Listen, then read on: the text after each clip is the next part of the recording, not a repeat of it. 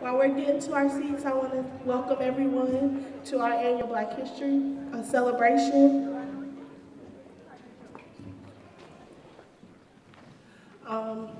First, we're going to have libations by Christopher Brockington. Good evening. An African proverb tells us that people who lack the knowledge of their past are like a tree without roots. So in the spirit of remembrance, we pour this libation. We pour to honor the past so that we may learn from it. We pour to honor the importance of family and friends. We raise our cup to God to show our reverence for the original source of our lives. We use cool water as a symbol of the continuity of life to purify and to nourish our souls. We pour to celebrate the memory of the departed.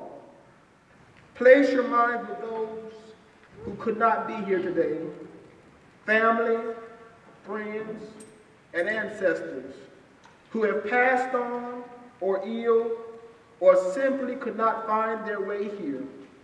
Place your thoughts with this personal persons, and if you feel so moved, say their name aloud. I would like to start it off with the one true living God. My grandfather, John Aaron Griffin Sr. My grandmother, Eva Randolph Griffin. Any other names that you would like to say at this time? William McCray. Ashe. Lydia McCray. Ashe. Alice McCray. Ashe. Rosa Parks. Ashe. Martin Luther King. Ashe. All right. We cast our libation to the north, to the south, to the east, and to the west. We wish everyone to leave today more blessed than when they arrived. And everybody said,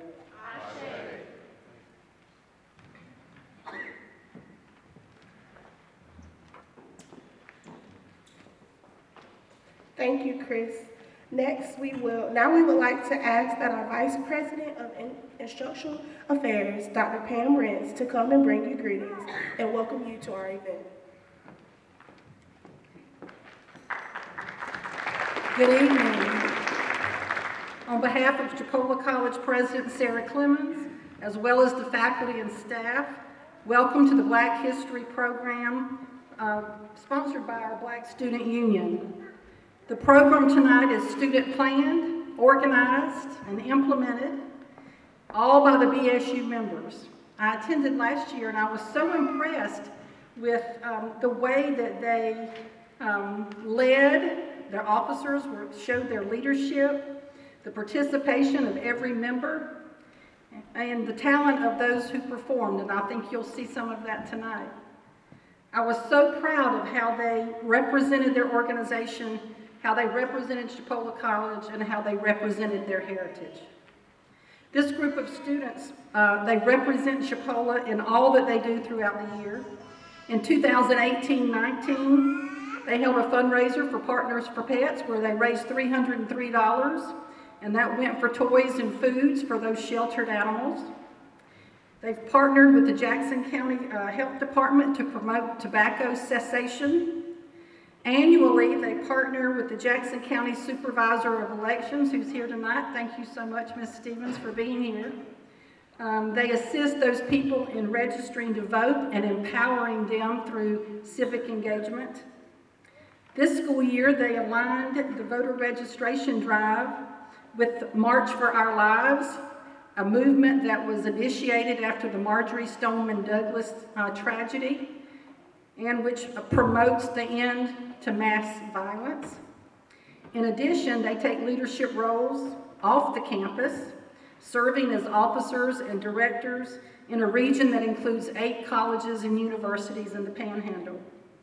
Christopher Brockington was the Region 1 Director in 2018, and Lanaya Baker has applied to be the Director for 2019. These BSU students, they really do represent Chipola College in the campus, the community, and in the world. So we're so proud of them. Advisors, Dr. Willie Spires and Ms. Linda Morales, both of whom are exemplary role models for all young adults, inspire these students to be engaged, to be bold, and to be proud. The Black Student Union is a valued organization on our campus and contributes much to campus life.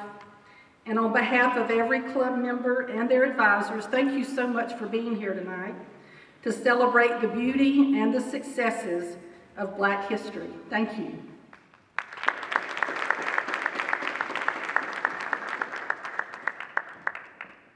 Thank you, Dr. Rentz. Now we will have an occasion by Tiana White.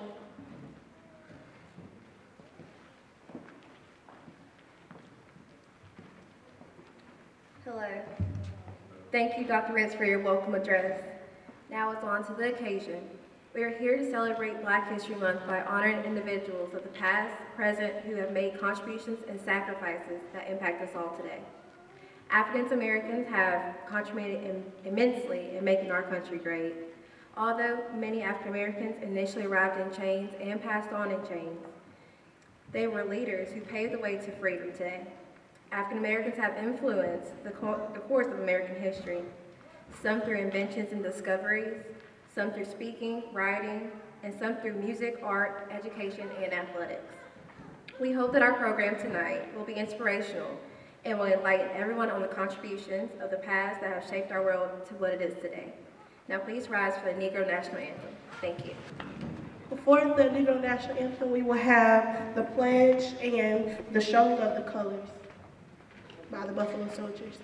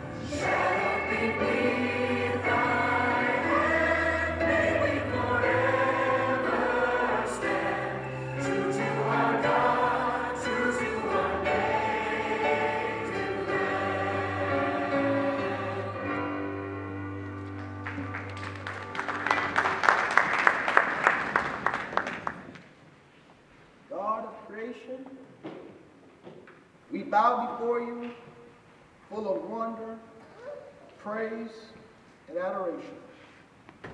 We pause today to remember our brave ancestors who fought and died to transform the world for us and for generations to come. In those days when hope appeared to be dead, you were with us. You ushered in hope and transformed darkness into light. We especially ask your blessings upon all of the families who were subjected to that awful carnage in not just Parkland, but Aurora, Illinois, and elsewhere. For all these blessings, we are eternally grateful and ask them in your name, Jesus Christ. Amen. We have Mr. Chris Brockington and Mr. Lehman Sims going to give us a music selection.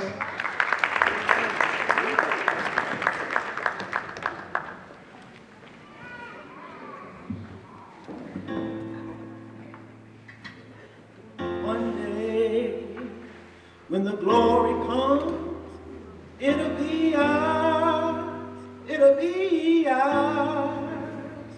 Oh, one day, when the war is won, we'll be sure, we'll be here sure.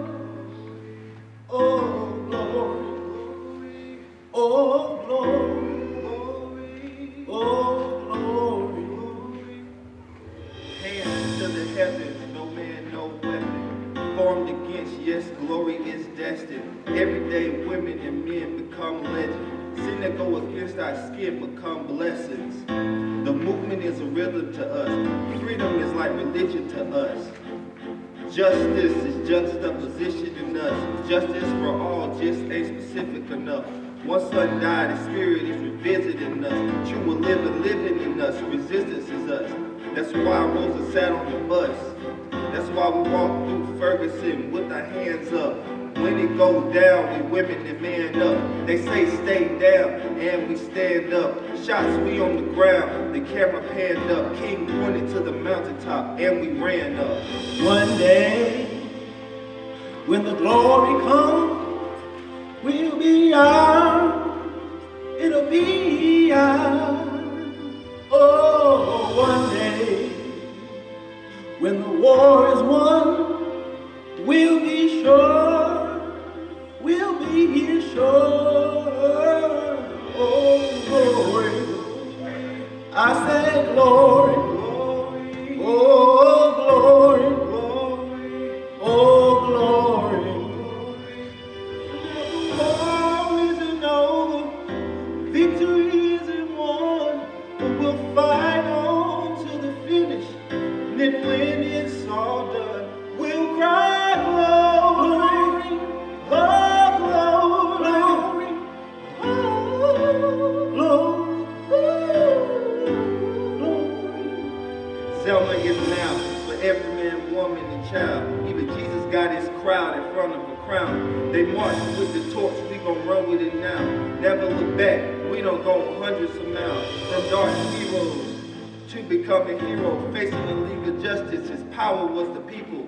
Enemy is lethal, a king became regal. Saw the face of Jim Crow under a bald eagle. The biggest weapon is to stay peaceful. We sing, our music is a cuts that we bleed through. Somewhere in the dream we had an epiphany. Now we right all of the wrongs in history. No one can win the war individually. It takes the wisdom of the elders and young people's energy. Welcome to the story we call victory. The coming of the Lord, my eyes have seen the glory. One day, when the glory comes, it'll be ours, it'll be ours.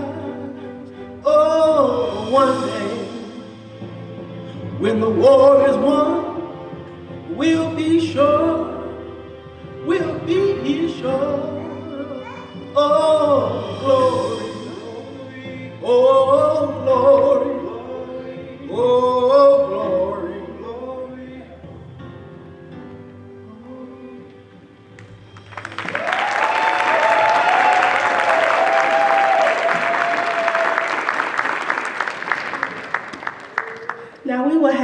the introduction of the speaker by the Honorable Miss Judy Mount.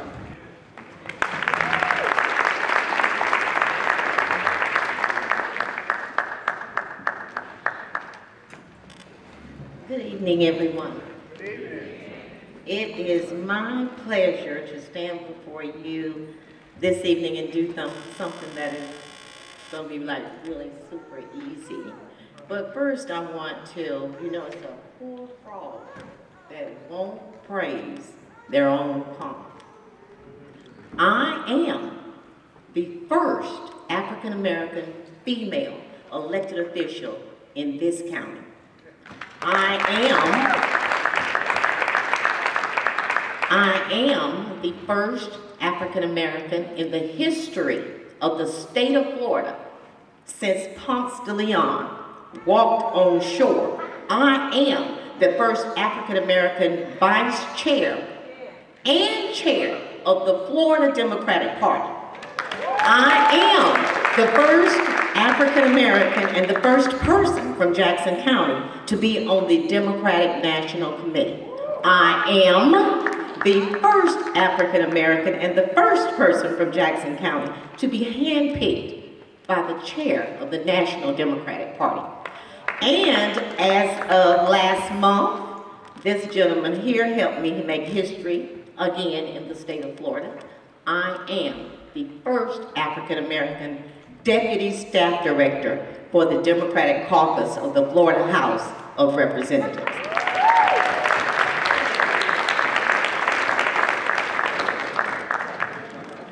Now, this and that would make my mother proud. This gentleman here,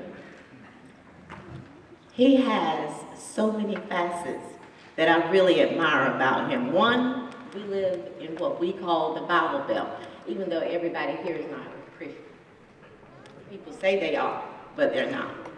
But we know that we really look to the Bible. I have been at the Florida House of Representatives for 16 years.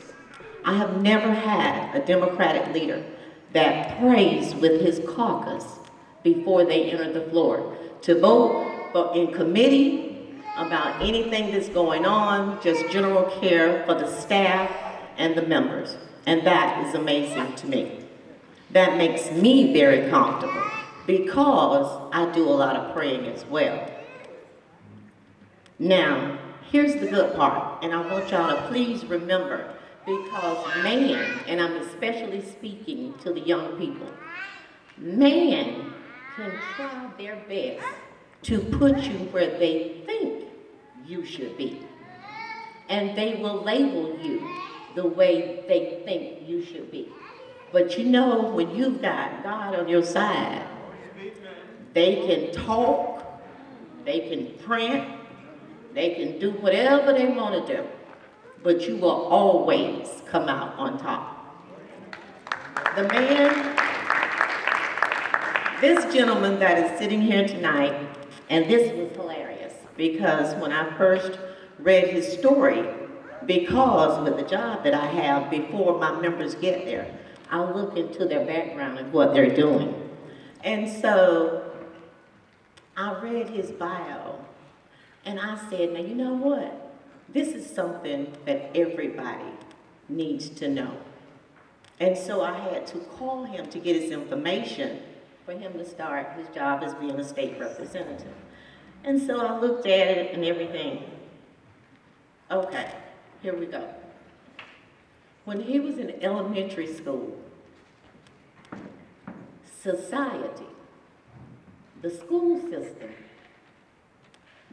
system said that he was mentally retarded.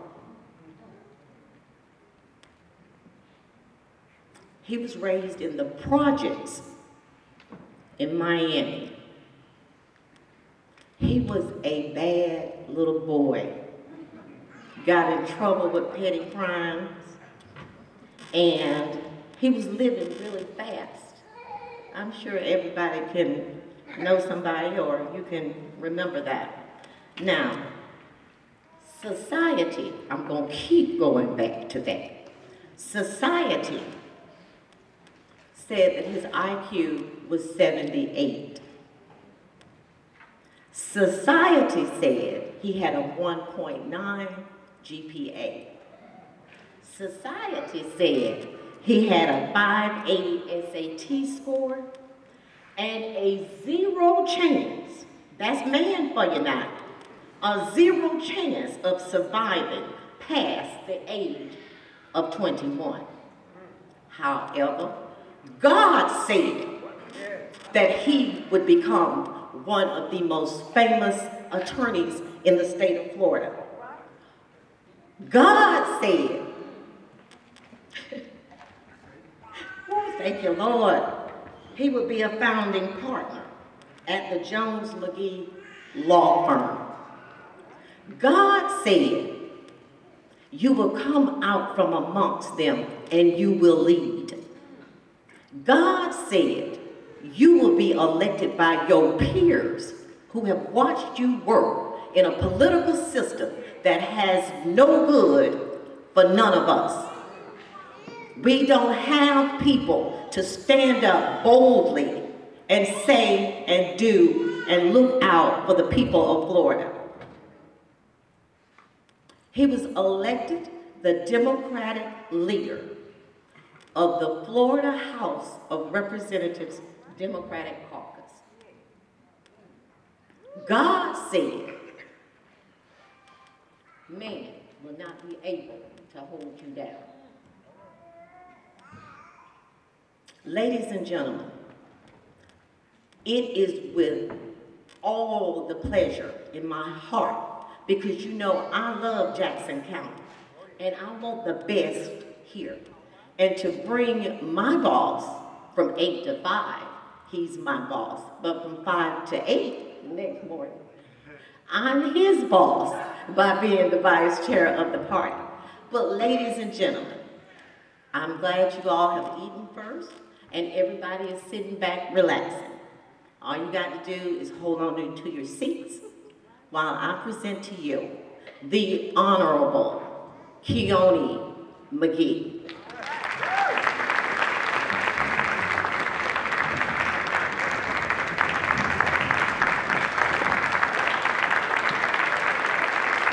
What, man, I'm trying to stand up and burn out the food you just ate or something? Sit down, let's talk. Thank you. Chipola, Dr. Clemens, and President Bacon, thank you. You did a great job up here. I know it was pretty tough with me cracking jokes sitting to your left, but you were able to get through it. And to the young ladies and young men who served us the nourishments to ensure that this evening would go great, I say thank you publicly again. And I gotta say, the strawberry cake that you made, and you flipped it and turned it into an upside down cake at the last minute, that's what you call ingenuity. That was on point. And to my staff, Jackson Peel, my communication leader, and the intern in the Florida House, Rick Gates, thank you very much for finding in our robbery to be here this evening. And to my boss, Judy, ma'am, I can only say, let's give her a round of applause.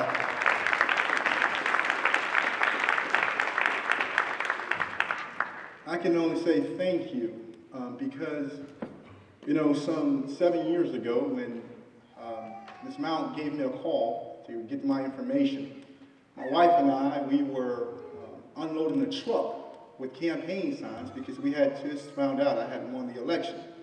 And Ms. Mount called and said, I'm your boss, and I need you to listen carefully. You know, I'm arrogant, I'm bald, I got funny ears, I'm skinny, I'm from Miami. And the first thing I did was took the phone away from my ear and looked at it and looked at my wife. I said, who does this lady think she is? Doesn't she know I'm a new state representative? I run this thing. And minutes later, Ms. Mount came back on the phone and said, can I say something to you? I said, yes, ma'am. She said, God told me that you were going to be the leader of Florida Democratic Minority Caucus in the Florida House one day. And I pulled the phone away from my ear again, and Miss Judy, cover your ears, because I know you shout to the Lord. I said, this lady done lost her mind. It's impossible. And lo and behold, 7 years later, I stand before you as the Democratic leader, preparing to march 47 men and women on behalf of 20.8 million people and a $90 billion budget to victory to ensure that this state maintains its category in the top of this nation as it relates to education, transportation, and affordable housing, but also to ensure that our young leaders have someone to look up to and something to look out for. That's my mission. That's my mission. I won't be long, and I'll say this, because I know quite a few of you in this room thought when I walked in I was Samuel L. Jackson. But it's okay. I get that everywhere I go. And the other half, you thought I was Kurt Franklin. But it's okay. It's okay. Because my 4th grade girlfriend told me one day I looked like Denzel Washington. She said I got the dimples like Denzel. So I'm going to stick with the Denzel look right now. So I'm going to keep Denzel in my mind. And the last but not least, I know you've eaten. I know. I can smell the food, I can see you chewing, I can see you eating, and from my understanding, they told me that the liquor stores are closed here on Sundays, and that the food that you have, you're ready to go home and get some beverages to cover it. So I'll be very quick in my remarks to get you out of here because I know you got a few cold ones waiting for you. I know it's a bunch of church folk in here, but it's okay. The pastor prayed for me, and he's praying for you.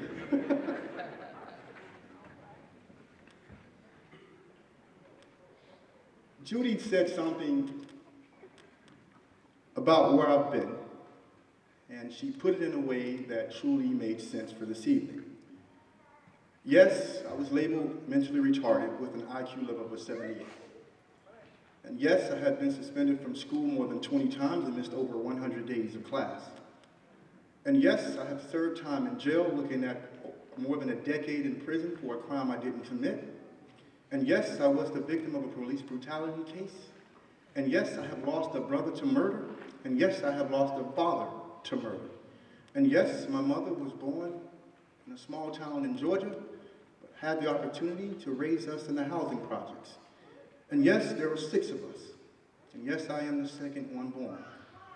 And yes, I have done things in my life that I'm not proud of. And yes, I can tell you today, I'm only standing here because of the grace of God.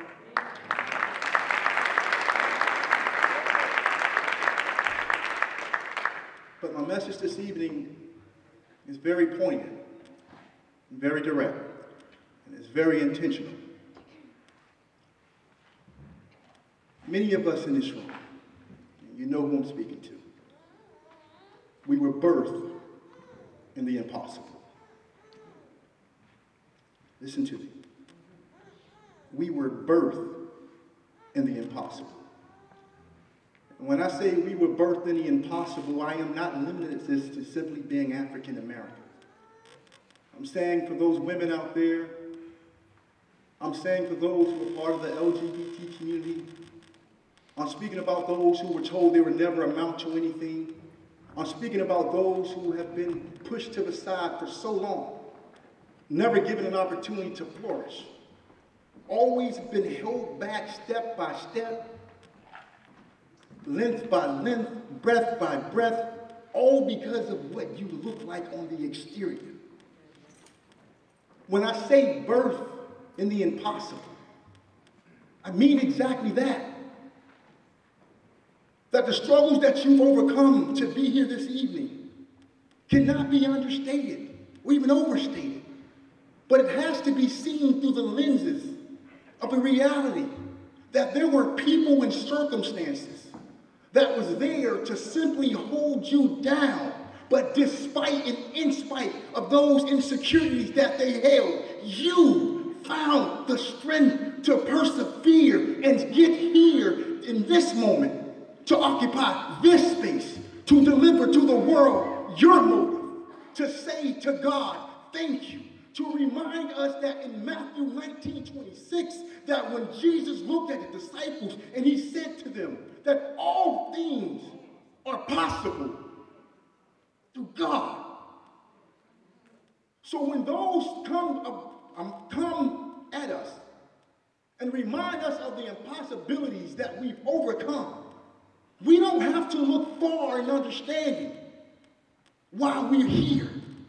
We simply have to remind ourselves that there was a book that was written for us to give us the basic instructions before leaving this earth, and it is called the Bible. And there are the foundational pinpoints where we graph who we are and we plot who we are on a graph to show where we were and where we're going. And we do it simply by reminding ourselves that we were birthed in the impossible, but a book reminded us that we are the possible.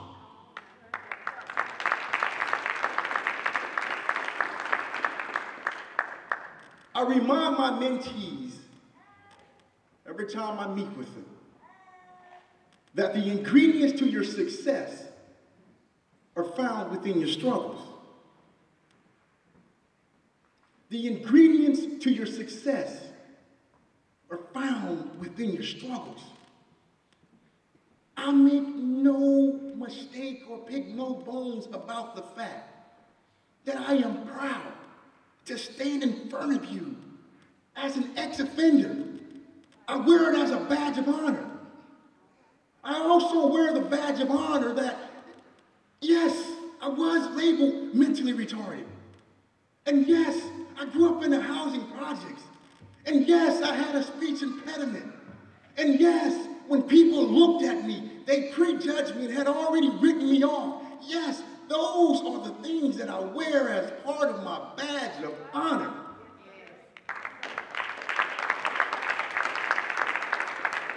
I do it and I say it because I get the opportunity to raise up the God who thought it not robbery to use me to showcase his power. And you, people here, you have it. You've shown it. Just continuously do it. No man can stop you. Nothing can stop you. What he has for you is for you. No matter how they try to classify it, it is yours. And it is up to you to give it away. Your birthright is yours. No one else's. Your energy belongs to you. No one else. But if you choose to do what they did early on and sell off your birthright for a cup of food or pence, then you have no one else to blame but you for your inability to do what you know that God has placed in you. So as I prepare to close, Tubman, Sojourner Truth, King, Park, Obama, Jackson, Diane, Dr. Spars, Ms. Baker. I say to you this evening, and I mean it, all things are possible. And the reason we know that, because we're witnessing it. And this time, in 2019, where we take pride and joy in knowing that we have a first African American elected to the school board in this county. County commissioner elected in this county. First African American chair of the Florida Democratic Party. Don't tell me that you need more proof and knowing that you are here for a purpose. There was a young man who once sat on the side of the road every day. And he sat on top of this box. And on top of this box, he sat year after year. And he had on some of the worst clothing you can possibly imagine. His shirt was torn. It was dingy. And it was one that no one would even want to get near. His pants, they were too short. They were holey. They had stains, which included paint and blood. And this man sat on this block, on that box, every single day. And every single day, people would ride by and they would throw bricks at him. Some of the bricks would hit him, and some would fall short. Okay? But he did it, and he sat there every single day. One day, a storm came into town. And the weatherman came on the television and on the radio. And he said to everyone and anyone who's listening, a Category 5 storm is coming. And if anyone remains in this town, death you will surely meet. So in the process, everybody packed their cars and decided they wanted to get on the road and leave town. And in this particular car, there were about 4 individuals.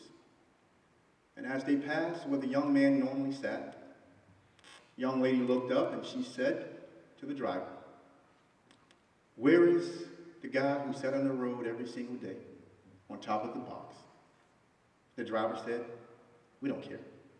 We got to get out of town." The weatherman said, "If we don't get out of town, that death is surely to come and meet us." But the young lady, she was persistent. She kept asking the question, "But what about the young man who sat on the box on this block every single day, the guy we threw bricks at? What about him? Where is he?" And then in the back seat, the 2 backseat riders began to side with the driver. "We don't care. We got to get out of town. The bridge is about to implode. We got to get out of town. The storm is coming. The storm is coming." So finally, the car made it to the bridge, and the bridge imploded. There was too much weight from all the cars and all the traffic. The vehicle, before it can make it to the bridge that had it imploded, decided to turn around. So the driver of this vehicle was driving now on a brick road in the backwoods. And he's looking out and he sees the storm coming. And it's chasing them. And they're riding and they're going as fast as they possibly can to outrun this storm. And lo and behold, they get to this house that was built with bricks. The individuals in this car jump out of the vehicle. They see the storm. So they jump out of the vehicle and they run to the door and they beat the door and they beat the door and they beat the door. Guess who answered? So the young man pulled the door back and opened it and said, "I see the storm coming. Come on in, come on in." The lady stood back and looked and said, "Oh my God, you're the young man who we threw bricks at for so long. How did you get the resources to build this beautifully built brick home?" The young man said, "Ma'am, I will explain that to you later, but I simply need for you to come in because there's a storm approaching, and if you don't come in, you're going to die." So the young lady protested and said, "No, I am not coming in until you tell me where you got the resources to build this beautifully built brick home that's now about to save our lives." The young man looked at her again and said, "I promise you this. Simply come into the house and I will tell you where exactly I got the resources to build this beautifully built brick home that's now about to save your life." So they quickly rush into the house. They close the door. The storm passes all over. So the young man walks out of the kitchen. He has tea. He places it on the table. He looks at them and says, "Now, what was that question you asked me before?" The young lady said, "Well, where did you get the resources to build this home that has now been used to save our lives?" The young man looked at him and said, listen, I am glad you asked me that question. Since you asked me that question, let me give you the answer. You see, every time I sat on that box and you threw a brick at me and you told me I wouldn't mount to anything, I kept each and every last one of those bricks and I put them into the box because I knew one thing was for sure. What you had for me for evil, I would one day use it for good. And I would come back and build this home to save your life. So the young lady didn't even stop there. She could. She could. But she pushed the envelope some more. She said, well, Charlie over here wrote some very mean things on the brick. Levi over here put some things on the bricks that were meant to hurt you. We hit you with those bricks. We bruised you. So what happened? Where did you get the energy? Why didn't you quit? So the young man answered to them this. You thought, from looking at me, that it was impossible for me to make it. I looked at you and said, because of you giving me these bricks, it would be possible to build this house. She then said, but we said some very mean things to you on those bricks. We told you that you were gay. We told you that you were a woman. We told you you were raised in the hood. We told you that you were broke. We told you that you couldn't do it. What made you overcome all those statements we said to you? The young man said, listen, I'm going to tell you one more time. What you meant for evil, God used it for my good.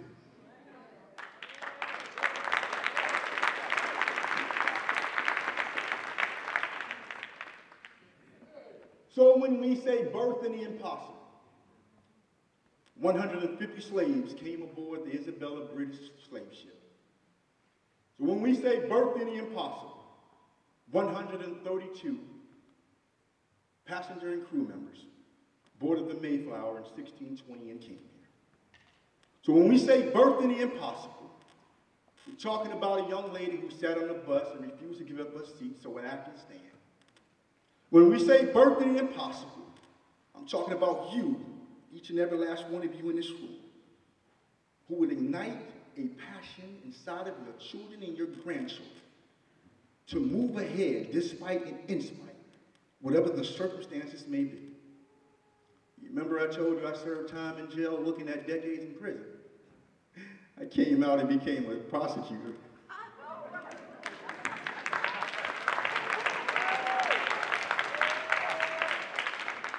You remember I told you I couldn't read or write and I was reading like in the 6th grade level and the 12th grade and I had a 1.9 GPA? I became a college professor. You remember when I told you the reality of it is that, hey, I had a speech impediment. I became a motivational speaker and wrote 2 books and one of them became a bestseller.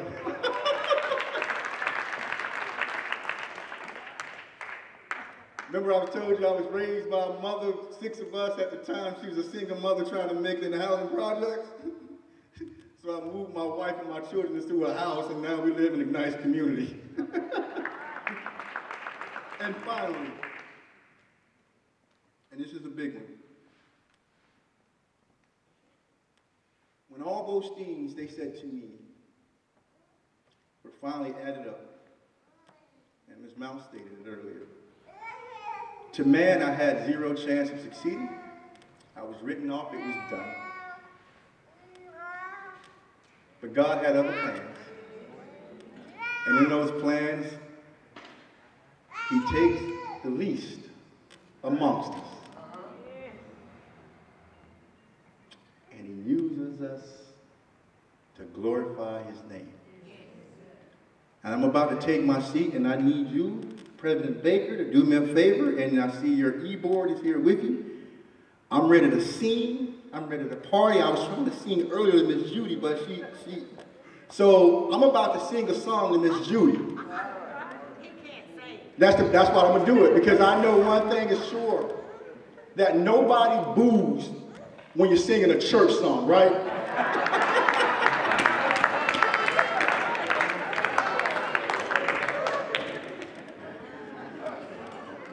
So with that said, I say thank you very much to Chipola College and Dr. Clemens and all of you for finding that robbery to come out and allow for me to be part of your Black History moment. It means a lot to me. And yes, I am from down in Homestead, and it's an 11-hour, actually it's a 13-hour drive that I must embark on. But Judy found a way to get me on a 6 o'clock flight. So, which means I gotta be at the airport by 5 o'clock in the morning. That's what your boss does for you when she loves you. So again, thank you very much for this opportunity to speak with you. Before you take your seat, we want to thank you so much. That was wonderful. We have a presentation to you, Mr. McGee. We want to thank you so much for coming. And Keona McGee, thank you. Keona. Thank you so much for being here. We really appreciate everything you've done tonight. We had a good, I loved your speech. I want to talk about it. Thank you so much.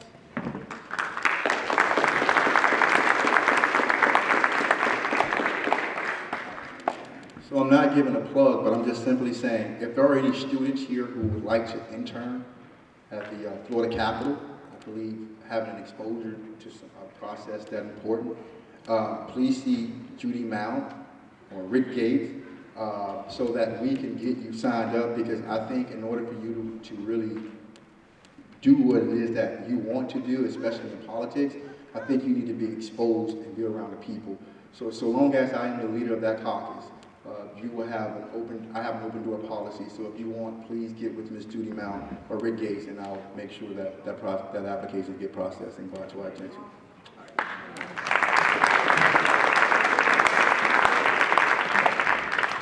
Now we will have the return of the colors by the Buffalo Soldiers. Please stand.